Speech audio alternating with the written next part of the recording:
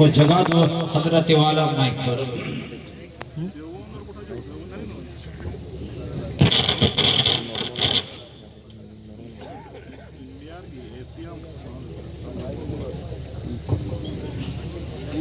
Mic ٹکے کلائی لوڑا تھوڑا ہوں کہ آپ سے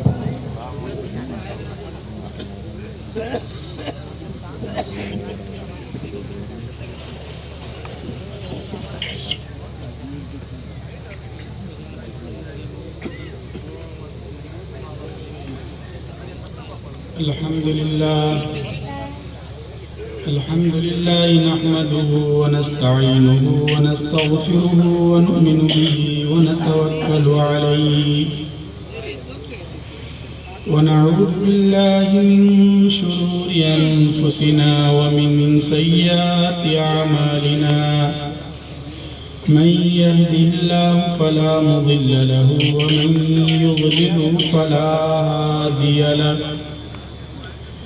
وأشهد أن لا إله إلا الله وحده لا شريك له وأشهد أن سيدنا وشفيعنا وحبيبنا ومولانا محمدا عبده ورسوله أما بعد فقد قال الله تبارك وتعالى في كتابه العظيم والفرقان الحميد أعوذ بالله من الشيطان الرجيم بسم الله الرحمن الرحيم وما آتاكم الرسول فخذوه وما نهاكم عنه فانتهوا صدق الله العظيم وقال النبي صلى الله تعالى عليه وسلم لا يؤمن أحدكم حتى أكون أحب إليه من والده وولده والناس أجمعين أو كما قال عليه الصلاة والسلام وعلى آله وصحبه أجمعين. اسٹیج پر تشریف فرما گرامی قدر حضرات علماء کرام، حفاظ نظام، معزز سامعین، بزرگوں، دوستوں، دینی بھائیوں، عزیز بچوں اور پردہ نشین مائیں اور بہنیں، کافی دیر سے آپ حضرات دین کی باتیں اور کام کی باتیں سن رہے ہیں. اس طرح کے جو جلسے ہوتے ہیں، پروگرام ہوتے ہیں، ان کا ایک بڑا فائدہ یہ بھی ہوتا ہے کہ کچھ اچھائی کی باتیں، اصلاح کی باتیں، خیر کی باتیں، آقا صلی اللہ علیہ وسلم کی محبت اور عظمت کی باتیں ہمارے کانوں میں پڑ جاتی ہیں. میرے محترم بزرگوں اور دوستوں، یہ جو مدرسے ہیں، آپ کا یہ جو ادارہ ہے تعلیم القرآن، جس کے جلسے میں آپ حضرات شرکت کر رہے ہیں، یقین مانیے یہ سارے مدرسے، چاہے وہ چھوٹے ہوں یا بڑے ہوں، خواہ وہ مکتب کی شکل میں ہوں، شہر میں ہوں یا گاؤں میں ہوں، یہ در حقیقت اسلام کے پیغام کو عام کرنے اور دین اور ایمان کی حفاظت کا سب سے بڑا ذریعہ ہے. دارالعلوم دیوبند جس کا تذکرہ آپ کے سامنے آیا، یہ دارالعلوم دیوبند کیوں قائم ہوا تھا؟ اسی مقصد کے لیے. اور اس وقت بھی ہمارے سامنے سب سے بڑا مسئلہ یہی ہے. کیا ہے سب سے بڑا مسئلہ؟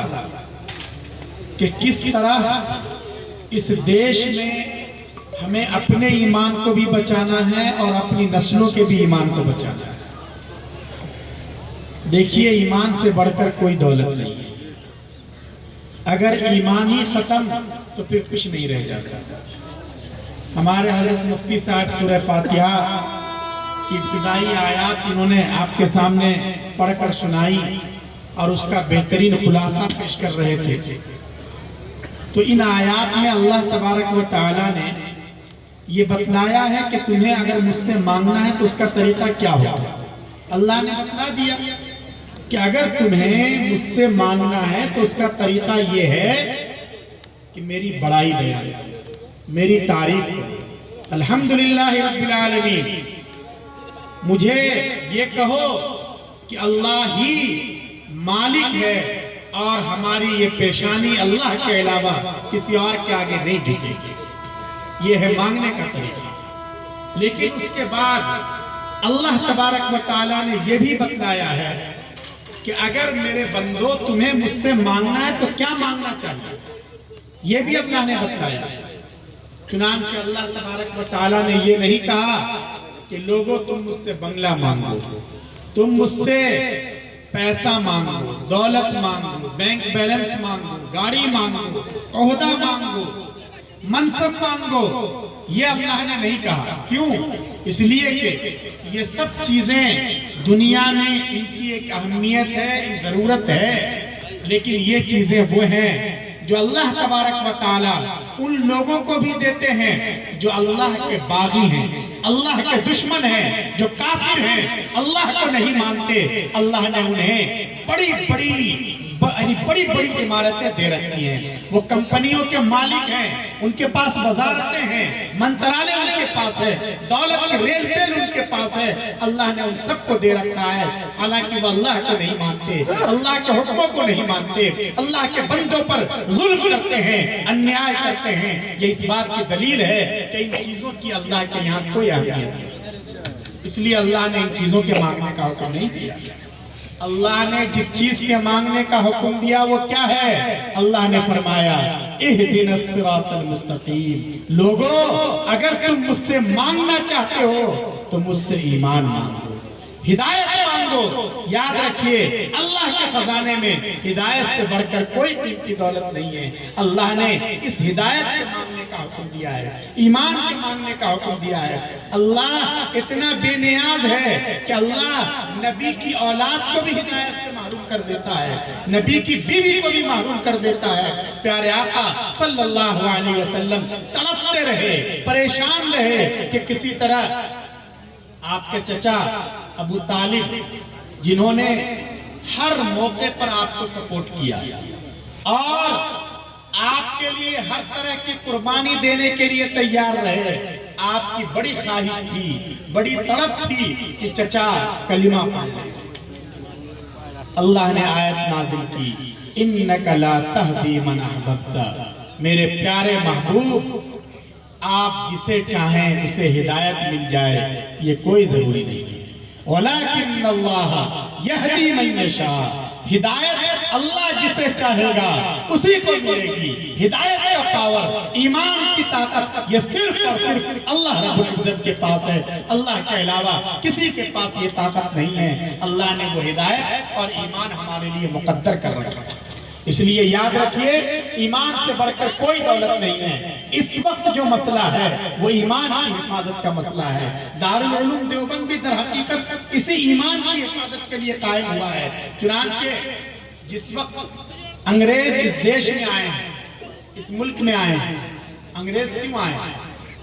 بھائی ہمیں یہی تو بتلایا جاتا ہے نا کہ انگریز اس لیے آئے تھے کہ ہمارا دیش سونے کی چڑیا کہلاتا تھا، ہمارے پاس دولت بہت تھی، ہمارے پاس کوہ نور جیسا ہیرا تھا. انگریز سب پر قبضہ کرنا چاہتے تھے، سب کو لوٹنا چاہتے تھے. اور یہی بتلایا جاتا ہے نا ہمیں. لیکن یہ پورا سچ نہیں ہے، آدھا سچ ہے. پورا سچ یہ ہے کہ انگریز صرف یہاں کی دولت اور حکومت اور سطح کو ہتھیانے کے لیے نہیں آئے تھے، بلکہ انگریزوں کے پاس ایک مشن تھا، ایک فکر تھی، ان کا ایک ویژن تھا. وہ یہ چاہ رہے تھے کہ اس دیش میں رہنے والے جتنے کروڑوں نوجوان ہیں، مسلمان ہیں، چاہے وہ نام کے مسلمان رہیں، لیکن ان کے دل میں اور دماغ میں مسیحیت کی بات کو عام کر دیا جائے اور وہ سب کے سب عیسائیت کے رنگ میں رنگ دیے جائے. چنانچہ جہاں کہیں انگریزوں کا قبضہ ہوتا تھا، یہ پادریوں کے پلٹن اتار دیا کرتے تھے. یہ علماء کرام تھے، انہوں نے جب یہ دیکھا کہ اس وقت ہم میدان میں انگریزوں کو شکست نہیں دے سکتے تو کم از کم اپنے نسلوں کے ایمان کی حفاظت کے لیے انہوں نے دیوبند جیسے چھوٹے سے قصبے میں دارالعلوم کی بنیاد رکھی. یہ اکابر تھے، یہ علماء تھے، یہ اہل اللہ تھے، یہ صلحاء تھے، یہ بزرگان دین تھے. اور دارالعلوم دیوبند کی برکت ہے کہ الحمدللہ اس ملک کے مسلمانوں کا ایمان محفوظ رہا. مسلمان آج بھی اپنے ایمان کے ساتھ ہیں، اپنی داڑھیوں کے ساتھ ہیں، اپنی ٹوپیوں کے ساتھ ہیں، اپنی مسجدوں کے ساتھ ہیں، اپنی عبادت گاہوں کے ساتھ ہیں. اور آئندہ بھی اس دیش میں مسلمان پوری عزت کے ساتھ اور پوری قوت کے ساتھ زندہ رہیں گے. یہ در حقیقت اسی دارالعلوم دیوبند کی بات ہے. اس لیے اس وقت بھی اسی ایمان کی حفاظت کا مسئلہ ہے. ہمیں اپنے ایمان کو محفوظ رکھنا ہے. ہو کیا رہا ہے، کوئی بھی نیا آدمی کھڑا ہو جاتا ہے اور الٹی سیدھی بکواس شروع کر دیتا ہے. آقا صلی اللہ علیہ وسلم کے خلاف بکواس کرتے ہیں لوگ، آپ کے خلاف گستاخیوں کے جملے بول رہے ہیں. ایک آدمی کھڑا ہوتا ہے، وہ کہتا ہے کہ میں نبی ہوں اور رسول اللہ صلی اللہ علیہ وسلم آخری نبی نہیں تھے. ایک آدمی کھڑا ہوتا ہے، کہتا ہے میں مہدی ہوں، میں عیسیٰ مسیح ہوں. اس طرح ہمارے نوجوانوں کے ایمان پر ڈاکہ ڈالنے کی کوشش کی جا رہی ہے. اس لیے ان حالات میں اس کی بہت زیادہ ضرورت ہے. اور خود ویسے بھی لوگوں کے ایمان پر حملہ ہو رہا ہے. آپ دیکھتے ہوں گے کہ لوگ تھوڑے تھوڑے فائدے کے لیے، چھوٹے چھوٹے بینیفٹ کے لیے لوگ اپنے ایمان کو ہی چھوڑ دیتے ہیں، اپنا نام بدل لیتے ہیں، اپنا دھرم پریورتن کروا لیتے ہیں. ہمارے جوان بچے اور بہت سی مرتبہ ہماری بچیاں یہ باہر جاتی ہیں کوچنگ کے لیے. ان کی آنکھیں کسی سے چار ہوتی ہیں. کسی کے عشق اور محبت کا بھوت جب سوار ہوتا ہے تو پھر ان بچیوں کو، ہماری ان بیٹیوں کو اس کی پرواہ نہیں رہتی کہ ہمارے خاندان کا نام مٹی میں مل جائے گا اور ہماری برادری کا کیا ہوگا، ہمارے مذہب کا کیا ہوگا. بلکہ جب عشق کا بھوت سوار ہوتا ہے تو ایک وقت ایسا آتا ہے کہ ہماری یہ بیٹیاں کسی غیر کے ساتھ پھیرے لگانے پر بھی تیار ہو جاتی ہیں، اپنے ایمان کو چھوڑ رہی ہیں. تو آخر اس کی فکر کون کرے گا؟ یاد رکھیے، اگر عمل کے اعتبار سے کوتاہی ہے اللہ تعالیٰ اسے معاف کر دیں گے اور اس کی بخشش ہو سکتی ہے. لیکن اگر ایمان کے اعتبار سے کمزوری ہے پھر اسے کبھی نہیں بخشا جائے گا. وہ اس کے لیے جنت کے دروازے نہیں کھل سکیں گے. اس لیے ہمیں اپنے بچوں کے ایمان کی محنت کرنی ہے. ان کے سینے میں آقا صلی اللہ علیہ وسلم کی محبت پیدا کرنا ہے، توحید کا سبق پڑھانا ہے. ہم اپنے بچوں کو جیسے صبح و شام کی دعائیں سکھلاتے ہیں، ہم اپنے بچوں کو جیسے کھانے سے پہلے اور کھانے کے بعد کی دعائیں یاد کراتے ہیں، ارے یاد کراتے ہیں نا، اسی طرح اب وقت بدل رہا ہے. اپنے بچوں کو توحید کا بھی پاک پڑھائیے، ایک اللہ کا سبق پڑھائیے. اپنے بچوں کو یہ بتلائیے کہ دیکھو بچے، دیکھو بیٹے، ہو سکتا ہے کہ کسی وقت حالات بالکل خراب ہو جائیں، تم کہیں گر جاؤ، تمہاری مدد کو کوئی نہ رہے، تمہارے پیر توڑ دیے جائیں، تمہارے ہاتھ کے ٹکڑے کر دیے جائیں، تمہارے جسم کی بوٹی بوٹی کر دی جائے، لیکن پھر بھی تمہاری زبان سے احد احد ایک اللہ کا نعرہ بلند ہونا چاہیے. اپنے بچوں کو صبح و شام یہ پاٹھ بھی پڑھائیے. اس لیے کہ اب مسئلہ ایمان کا ہے، مسئلہ عقیدے کا ہے، مسئلہ توحید کا ہے. اور اپنے بچوں کے دل میں آقا صلی اللہ علیہ وسلم کی محبت پیدا کیجئے. یاد رکھیے، جس آدمی کے سینے میں پیارے آقا صلی اللہ علیہ وسلم کی محبت نہیں ہے، وہ کسی اور کا سینہ ہو سکتا ہے، ایمان والے کا سینہ نہیں ہو سکتا، ہو ہی نہیں سکتا. ایک ایمان والا ہے اور اس کے پاس آقا صلی اللہ علیہ وسلم کی محبت نہیں ہے. عظمت نہیں ہے، آپ کی محبت ایمان کا حصہ ہے۔ آپ کی محبت کے بغیر کوئی مسلمان نہیں ہو سکتا، کوئی جنت میں نہیں جائے گا، کسی کے لیے حوریں اس کا استقبال نہیں کریں گی۔ آپ کی محبت یہ دین حق کی شرط ہے۔ اور کیوں رسول اللہ صلی اللہ علیہ وسلم کی محبت کیوں ضروری ہے؟ کیوں یہ بات کہی جاتی ہے کہ اگر مسلمان کے سینے میں آقا صلی اللہ علیہ وسلم کی محبت نہیں تو وہ کسی کام کا نہیں ہے، اس کی حیثیت 2 پیسے کے برابر نہیں ہے۔ دیکھیے یہ محبت اس لیے ضروری ہے، آپ اس بات کو سمجھیے کہ کسی سے کسی کو جو محبت ہوتی ہے کیوں ہوتی ہے؟ بھئی ایک آدمی دوسرے سے جو محبت کرتا ہے، کسی سے تعلق رکھتا ہے، اس کی چاہت اس کے دل میں پیدا ہوتی ہے، کیوں پیدا ہوتی ہے؟ اس کی 4 بنیادیں ہیں، 4 وجہ ہوتی ہیں۔ ایک تو ہے احسان، ایک آدمی آڑے وقت میں دوسرے کے کام آتا ہے۔ حاجی صاحب اللہ سے ڈرنے والے ہیں، اللہ نے ان کو بہت دے رکھا ہے۔ گاؤں میں غریب آدمی کی بیٹی کی شادی ہے، حاجی صاحب نے اکیلے میں بلایا اور بند مٹھی میں اس کو اچھی خاصی رقم دے دی اور کہا کہ جاؤ بیٹی کے نکاح کا انتظام کرو، گھبرانا مت۔ تو وہ حاجی صاحب سے محبت کرے گا نا؟ ارے کرے گا کہ نہیں کرے گا محبت؟ کیوں؟ اس لیے کہ حاجی صاحب نے اس پر احسان کیا۔ تو محبت کی بنیاد ہے احسان۔ اسی طرح محبت کی بنیاد ہے کمال۔ کسی کے اندر ٹیلنٹ ہوتا ہے، صلاحیت ہوتی ہے۔ ایک اچھا سا پڑھنے والا اسٹوڈنٹ ہے، طالب علم ہے، اسٹیٹ لیول پر ٹاپ کر گیا، سب بچوں کے مقابلے میں اچھے رینک سے پاس ہو گیا۔ جب وہ اپنی بستی میں آتا ہے، علاقے میں آتا ہے، تو سب لوگ اسے اپنے سینے سے لگاتے ہیں، حالانکہ سب سے اس کی رشتہ داری تو نہیں ہے نا۔ کیوں لگاتے ہیں اسے سینے سے؟ اس لیے کہ اس کے اندر صلاحیت ہے، اس کے اندر کمال۔ تو اگر کسی کے اندر کمال ہوتا ہے، خوبی ہوتی ہے، اچھائی ہوتی ہے، تو اس کی وجہ سے بھی لوگ محبت کرتے ہیں۔ ارے کرتے ہیں کہ نہیں کرتے ہیں؟ تو محبت کی دوسری وجہ کیا ہے؟ کمال۔ تیسری وجہ آپ سبھی حضرات جانتے ہیں، جو سب سے زیادہ پائی جاتی ہے۔ تیسری وجہ ہے قرابت اور رشتہ داری۔ باپ کے دل میں بیٹے کی محبت ہے، ماں کے دل میں بیٹی کی محبت ہے۔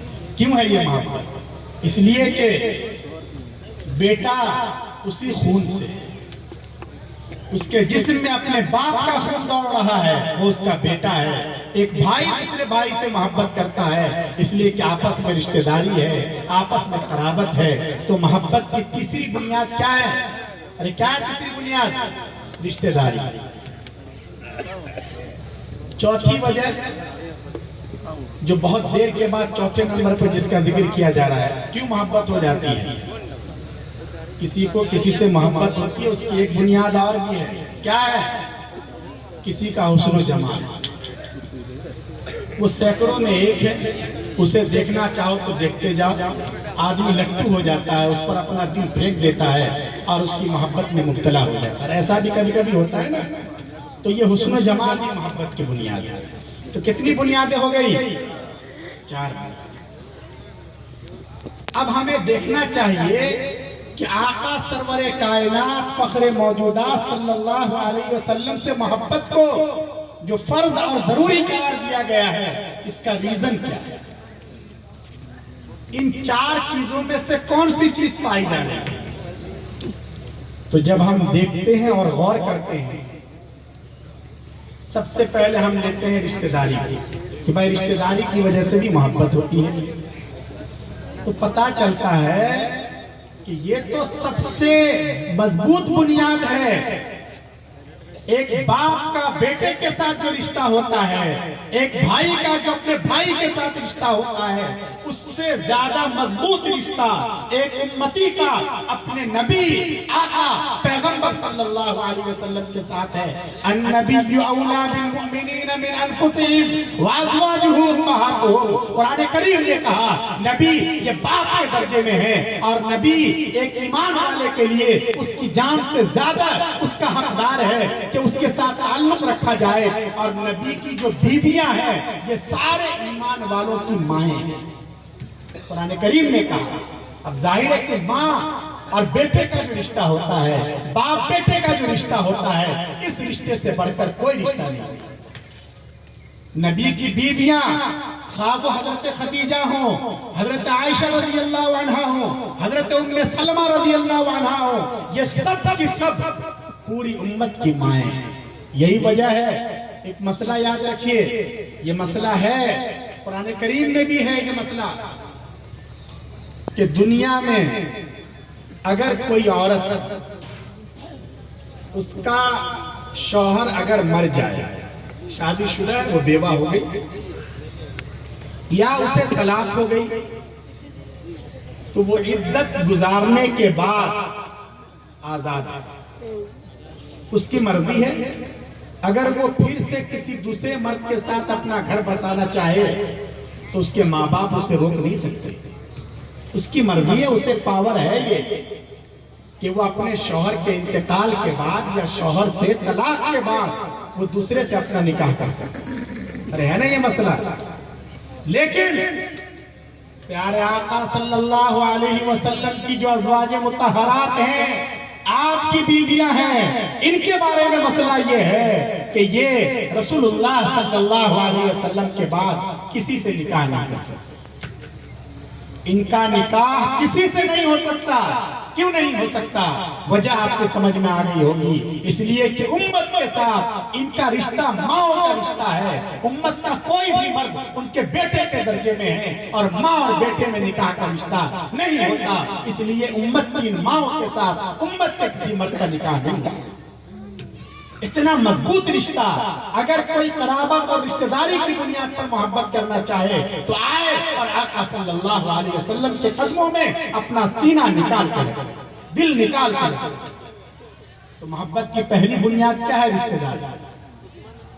दूसरी बुनियाद एहसान। एहसान का भी तज़किरा आया है। आप बतलाइए कि क्या भला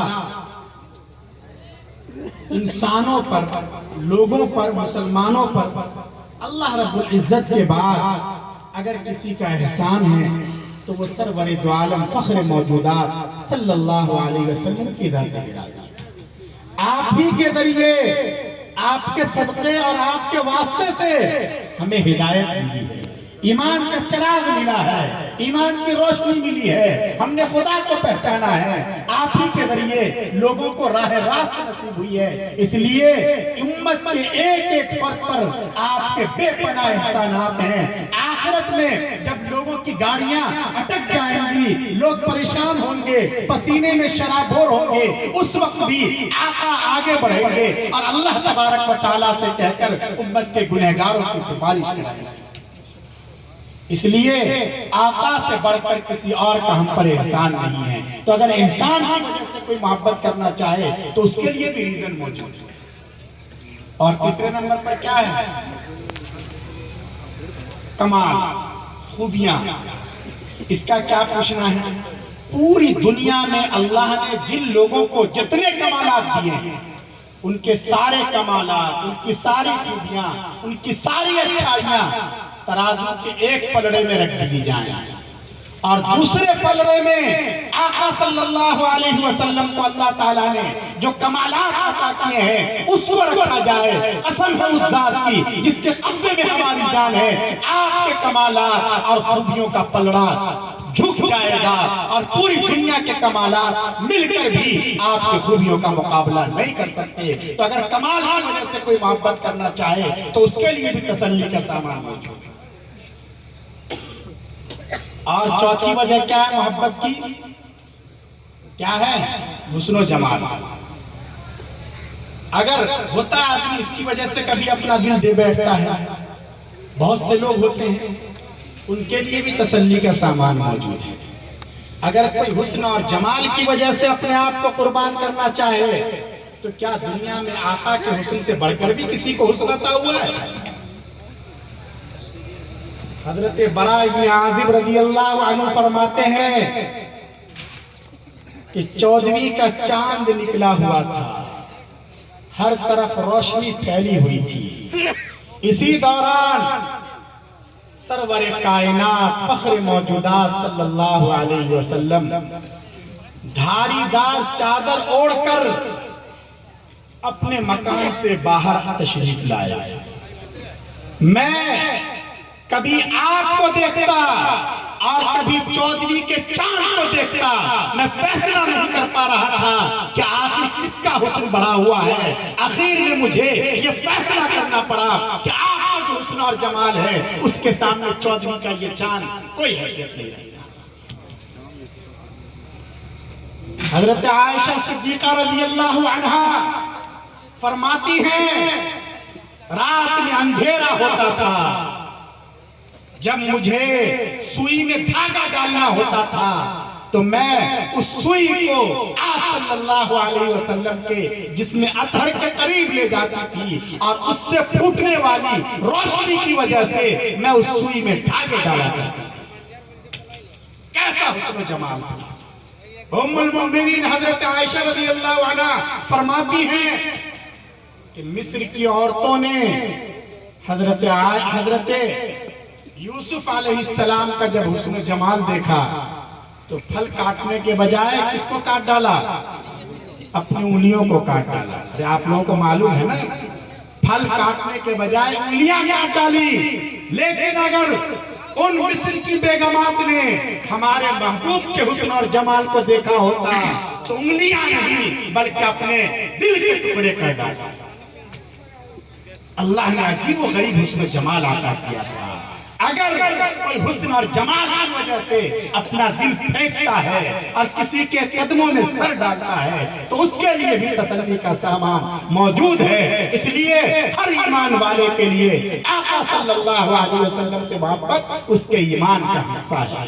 ہم یہ ایمان کی محبت، آپ کی عظمت ہم اپنے بچوں کو سکھلائیں، ہم اپنے نسلوں کو بتلائیں، اس کے بغیر ایمان ہی مکمل نہیں ہوگا۔ یہ مدرسے رسول اکرم صلی اللہ علیہ وسلم کی انہی تعلیمات کا مظہر ہیں، تو اس لیے ہمیں مدرسوں کے پیغام کو آگے بڑھانا ہے، محبت کے پیغام کو آگے بڑھانا ہے۔ اور یاد رکھیے یہ بچے ہمارے پاس امانت ہے، ان بچوں کو دیندار بنانا، ان بچوں کو اچھا انسان بنانا یہ ہر صاحب ایمان کی ضروریات میں سے ہے، ہر ایمان والے کے فرائض میں سے۔